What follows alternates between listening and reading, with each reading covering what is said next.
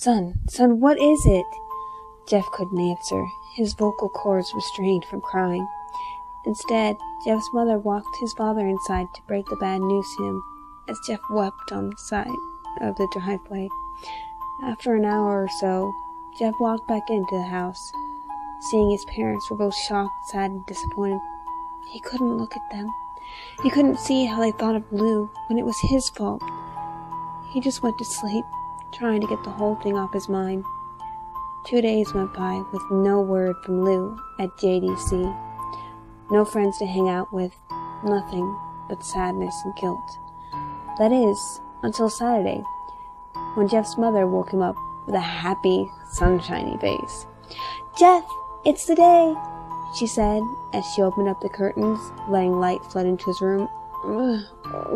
What's today?" asked Jeff as he stirs awake. "Why, it's Billy's party." He was now fully awake. "Mom, you're joking, right? You don't expect me to go to some kid's party after?" There was a long pause. "Jeff, we both know what happened. I think this party could be the thing that brightens up the past days. Now get dressed." Jeff's mother walked out of the room and downstairs to get herself ready. He sighed and got up, picking out a random shirt and a pair of jeans, walking downstairs. He saw his mother and father all dressed up. His mom in a dress and his father in a suit, and he couldn't help thinking, why would they wear such fancy clothes to a kid's party? "Son, is that all you're gonna ask?" his mom asked. "Better than wearing too much," he replied. His mom pushed down the feeling to yell at him, hiding it with a fake smile.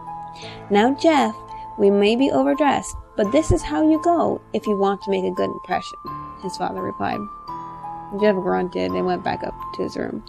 "I don't have any fancy clothes," he yelled down the stairs. "Just pick out something," called his mother. He looked around in his closet for what he would call fancy. He found a pair of black dress pants he had for special occasions and an undershirt, but he couldn't find a regular shirt to go with it. He looked around and only found striped and patterned shirts in his closet, none of which go with dress pants. Finally, he found a white hoodie and put that on. "You're wearing that?" they both said. His mother looked at her watch. "Oh, no time to change. Let's just go," she said, herding Jeff and his father out the door and across the street to Barbara and Billy's house. They knocked on the door, and it appeared that Barbara, just like his parents, was way overdressed. As they walked inside, all Jeff could see were adults, no kids. "The kids are out in the yard, Jeff. How about you go and meet some of them?" said Barbara. Jeff walked outside to the yard full of kids. They were running around in weird cowboy costumes and shooting each other with plastic guns. He might as well be standing in a Toys R Us. Suddenly a kid in green came up to him and handing him a toy gun and a hat. "Hey, wanna play?" he asked. No kid. I'm way too old for this stuff." The kid looked at him with that weird puppy dog face that little kids do. "Please?" he asked. "Fine," said Jeff. He put on the hat and started to pretend to shoot at the kids. At first he thought it was totally ridiculous, but then he started to actually have fun. It might not have been super cool, but it was the first time he had done something that took his mind off of what happened to Lou. So he played with the kids for a little while, until he heard a noise. A weird, rolling noise, and then it hit him. Just as Randy, Troy, and Keith all jumped over the fence on their skateboards, Jeff dropped the fake gun and ripped off his hat. Randy looked over at Jeff with burning hatred in his eyes. "Hello, Jeff, is it?" he said. "We have some unfinished business." Jeff saw his bruised nose. "I think we're even. I beat the crap out of you and your group, and you got my brother sent to JDC. Randy looked even more furious. "Oh no, I don't go for even. I go for winning. You may have kicked our asses that one day, but not today." As he said that, Randy rushed at Jeff, and they both fell to the ground. Randy punching Jeff in his nose, and Jeff grabbing him by the ears and headbutting him. Jeff pushed Randy off him, and both rose to their feet. Kids were running around screaming, and parents were running out of the house. Troy and Keith both pulled guns out of their pockets. "Nobody interrupts or guts will fly," they said. Randy pulled a knife out, turning to Jeff and stabbing it into his shoulder. Jeff screamed and fell to his knees. Randy started kicking him in the face. After 3 kicks from Randy, Jeff grabbed his foot and twisted it, causing Randy to fall to the ground. He stood up and walked towards the back door. Troy grabbing him. "Need some help?"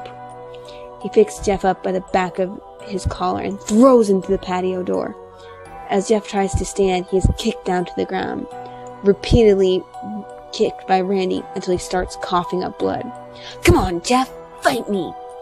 He picks Jeff up and throws him into the kitchen. Then Randy sees a bottle of vodka on the counter. Grabbing it, he smashes it over Jeff's head. "Fight!" he repeats, throwing Jeff back into the living room. "Come on, Jeff, look up at me." Jeff glances up, his face covered with blood. "I was the one who got your brother sent to JDC, and now you're just gonna sit here and let him rot in there for a whole year? You should be ashamed of yourself." Jeff starts to get up. "Oh, finally, you stand and fight." Jeff is now on his feet, blood and vodka on his face. Once again, he gets that strange feeling, the one he hadn't felt for a while. "Finally, he's up," Randy says as he runs at Jeff. That's when it happens. Something inside Jeff snaps. His psyche is destroyed and all rational thinking is gone. All he can do is kill. He grabs Randy and pile drives him to the ground. Getting on top of him, he punches him straight in the heart. The hard punch causes Randy's heart to skip a beat and stop. As Randy gasps for breath, Jeff hammers down on him, punch after punch after punch, till blood gushes from Randy's body, and he takes one final breath and dies. Everyone is looking at Jeff now. The parents, the crying kids, even Troy and Keith. Although they easily break from the shocked stare and point their guns at Jeff. Jeff, seeing the guns trained on him, turns and runs for the stairs. As he runs, Troy and Keith start firing at him, but each shot misses. Jeff runs up the stairs, hearing Troy and Keith following up behind him, letting up their last rounds of bullets as Jeff ducks into the bathroom. He grabs the towel rack and rips it right off the wall as Troy and Keith race in, knives held ready. Troy swings his knife at Jeff, who backs away and bangs the towel rack hard into Troy's face, knocking him down. And now all that's left is Keith. Unfortunately, he is more agile than Troy, and ducks when Jeff swings the towel rack. Dropping his knife and grabbing Jeff by the neck, he pushes him into the wall, knocking a container of bleach down on both boys from the top shelf. It burns both of them and they let out a horrible scream. Jeff wipes desperately at his eyes, best as he could. He pulls back the towel rack and swings it straight at Keith's head. Keith falls, but as he lays there, bleeding to death, he gives an ominous smile and lets out a dark chuckle. "What's so funny?" Jeff asks. Keith pulls out a lighter and switches it on, laughing again. "What's funny is that you're covered in bleach and alcohol. And Jeff, the thing about them both is they're flammable." Jeff's eyes widen as Keith throws the lighter at him, and as soon as the flame makes contact with him, it ignites the alcohol in the vodka. While the alcohol burns him, the bleach starts bleaching his skin, and he lets out a terrible screech as he's caught on fire. He tries to roll to put out the fire, but it was no use. The alcohol has made him a walking inferno. He ran down the hall and falls down the stairs. Everybody starts screaming as they see Jeff, now a man on fire, dropping to the ground, nearly dead.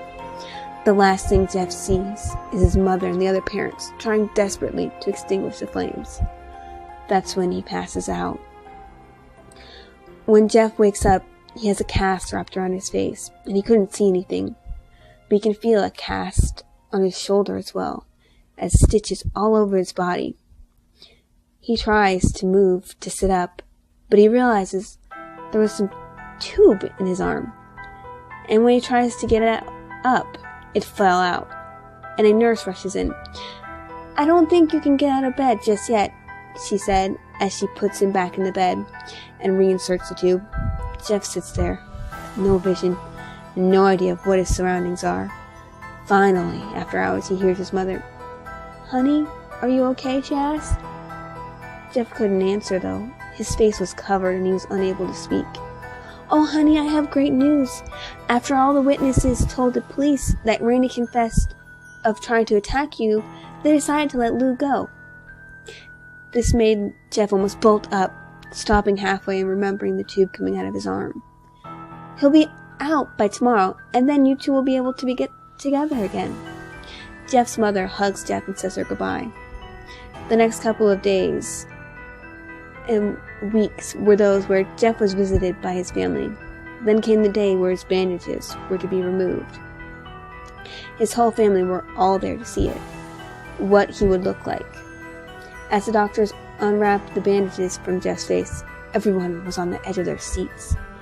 They waited until the last bandage holding the cover over his face was almost removed. "Let's hope for the best," said the doctor. He quickly pulls the cloth, letting the rest fall from Jeff's face. Jeff's mother lets out a scream at the sight of his face. Lou and Jeff's dad stare, awestruck at his face. What happened to my face?" Jeff says. He rushes out of the bed and runs to the bathroom. He looks in the mirror and sees the cause of the distress. His face, it was horrible. His lips were burnt to a deep shade of red. His hair was singed from brown to black, and his face was turned to a pure white color. He slowly put his hand to his face. It had a sort of leathery feel to it now. He looked back at his family, then back at the mirror. "Jeff," Lou said, it's not that bad." "Not that bad," said Jeff. It's perfect." His family were equally surprised. Jeff starts laughing uncontrollably, and his parents noticed that his left eye and hand were twitching.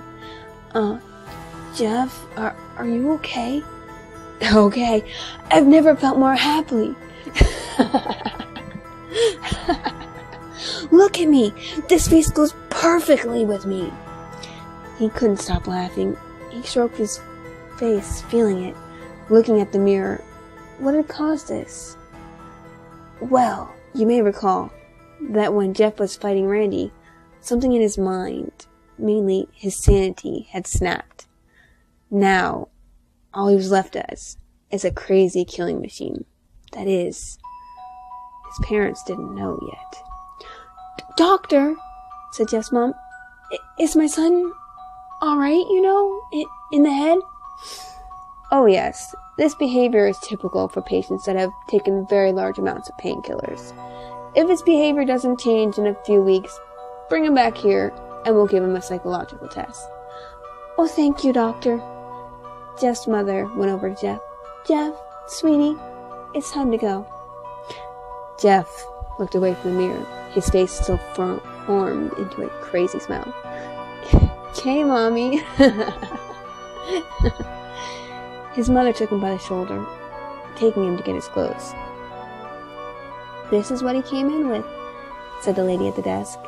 Jeff's mother looked down to see the black dress pants and white hoodie her son had come in wearing. Now they were clean of blood and had been stitched together. Jeff's mother led him to his room and made him put his clothes on. Then they left, not knowing that this was their final day of life.